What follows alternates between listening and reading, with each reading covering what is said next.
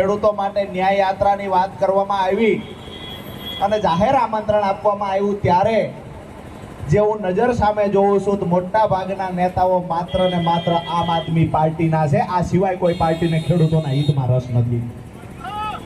આજે ખેડૂતો સાથે કોઈ પણ મુશ્કેલી આવી છે, પછી એના પાક નુકસાનના વળતરની વાત હોય, પછી ખેડૂતો માટે જે ખેડૂતોની પ્રમોલિગેશન થયું અને જમીન માપણીમાં જે ગોટાળા થયા એ ગોટાળા બહાર લાવવાથી લઈને આજ દિવસ સુધી ખેડૂતો માટે લડવાની વાત હોય, કે પછી સિંચાઈના પાણી મુદ્દે ખેડૂતો માટે લડવાની વાત હોય, ખેડૂતોના જમીનમાંથી હાઈ ટેન્શન લાઈન પસાર થતી હોય ત્યારે બોલવાની વાત હોય, આજે હું ચોટીલાની અંદર રામ ચોકમાંથી જાહેરમાં ચેલેન્જ કરું છું ભાજપના નેતાઓને કે જો ખેડૂતો માટે લાગણી બચી હોય તો ખેડૂતો જે મુદ્દે પીડાય છે, તમારાથી સમસ્યાનું સમાધાન થાય એવું છે, ભાજપના નેતાઓને જો ખેડૂતો માટે લાગણી હોય તો જાહેરમાં ચેલેન્જ કરીએ છીએ, અમારી સાથે ડિબેટ કરવા બેસો. ખેડૂતો માટે તમે જે કર્યું છે આજ દિવસ સુધી ચોટીલાની અંદર 14,000 કરતા વધારે ફોર્મ પાક નુકસાનના ભરાણા, માત્ર ને માત્ર 500-600 ખેડૂતોને સહાય ચૂકવવામાં આવી. એ સહાય પણ મજાક સમાન ચૂકવવામાં આવી. અહીંયાના ચૂંટાયેલા ધારાસભ્ય સિંગલ પત્ર સરકારને નથી લખી શક્યા. આનાથી મોટી દુઃખની વાત બીજી ના હોય. શું આ ખેડૂતોના મતની તમારે જરૂર નહોતી? શું આ ખેડૂતોએ તમને મત નથી આપ્યા?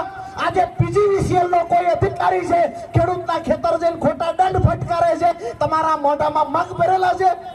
તમે અહીંથી ચૂંટાઈને ગયા છો ખેડૂતો માટે, ક્યારેય કાંઈ નહીં બોલવું, ખેડૂતોના હિતની વાત ન કરવી, વિધાનસભામાં ચોટીલાના મુદ્દે, મૂળીના મુદ્દે કે થાનગઢના મુદ્દે નહીં બોલી, જે મૂક પ્રેક્ષક બનીને તમે વિધાનસભામાં ખેડૂતો સાથે જે મજાક થઈ રહી છે એને તમે જે જોવો છો, આવનાર સમયમાં ચોટીલાના ખેડૂતો તમને જડબાતોડ જવાબ આપશે.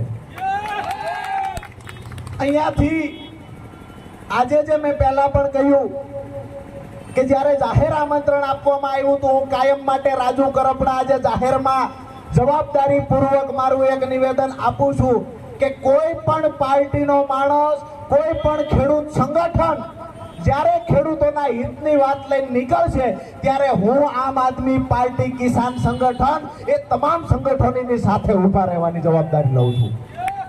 જ્યારે કોઈ પણ તાકાતથી હું અહીંયાથી અધર પાર્ટી સમજો ભાજપના નેતા પણ જો ખેડૂતોના હિતમાં ચોટીલાને સિંચાઈનું પાણી મળે એના માટે ભાજપના નેતા રેલી કરે ને તો રાજુ કરપડા એમની સાથે ઊભો હશે.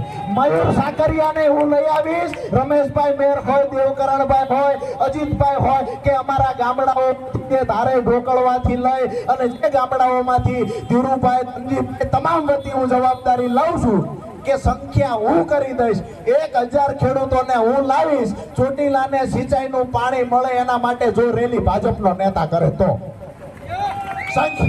સંખ્યા મારે લાવવાની, ખાલી ને ખાલી ભાજપના નેતાએ આગેવાની લેવાની છે.